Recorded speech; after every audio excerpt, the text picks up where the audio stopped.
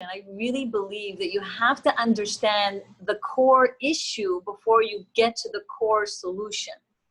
So understanding where and why and how the symptoms of anxiety or depression come about, then you can have a really better understanding of how to come to that healing space.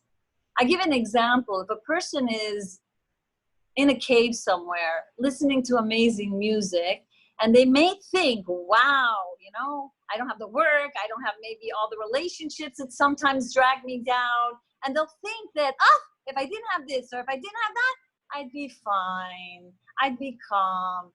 But actually, we're seeing it even in total isolation, or now that we're not at work and we're not, you know, having all this stress, but still there's always something that is causing us to lose our grounding, our balance, our harmony. So eventually in that situation, there will be an inner avenger trying to get us down, doubting ourselves, and even doubting our space in the world with God and his mission for us. There is such an inner avenger that's constantly trying to bring us down.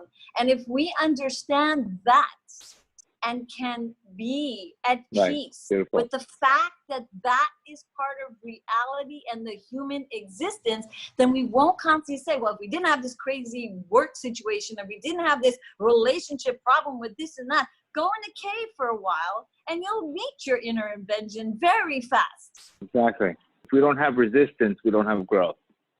And that's one of the things, to accept the resistance.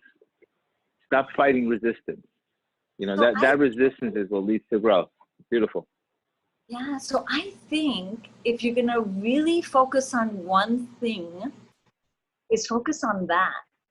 The fact is that we're not made perfectly, and that our whole job on this face of this earth, as Tanya teaches us, is to get rid of these thoughts.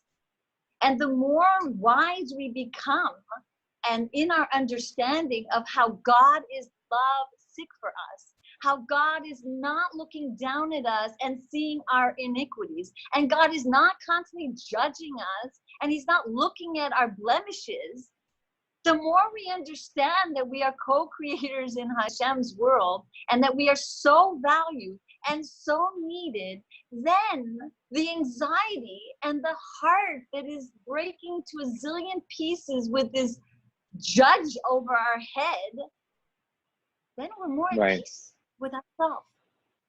And when we're more at peace with ourselves, then we have a better coping mechanism to handle that inner avenger. It says that God, and I learned this from the Lubavitcher Rebbe, and I kind of learned it the hard way, because without the Hasidic teaching, I had the biggest, most muscular avenger trying to bring me down. And when I learned that even Hashem quiets the Satan down and says, don't you raise your voice against my people. You know how committed they are after all these years? Of all the things that they've done to commit to being Jewish still, after the Holocaust, after everything. Shh, don't you dare. And if God does that, then we have to do that too. We have to empower ourselves to say, every little thing is so valuable.